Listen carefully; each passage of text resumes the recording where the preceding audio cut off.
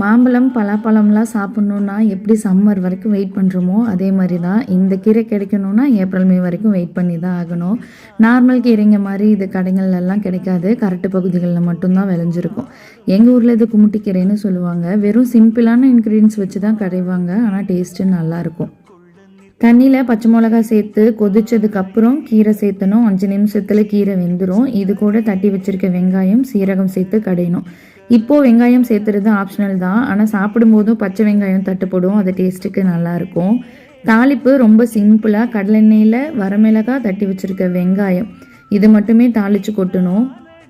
இந்த மெத்தடில் சிறுகீரையும் கடையலாம். நீங்கள் ட்ரை பண்ணதில்லை அப்படின்னா மறக்காமல் ட்ரை பண்ணி பார்த்துட்டு கமெண்ட்ஸில் எப்படி இருந்ததுன்னு சொல்லுங்கள்.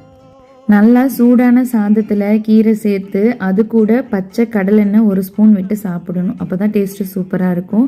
எண்ணெய் ஆப்ஷனல் தான். நீங்கள் கீ கூட சேர்த்து சாப்பிட்லாம்.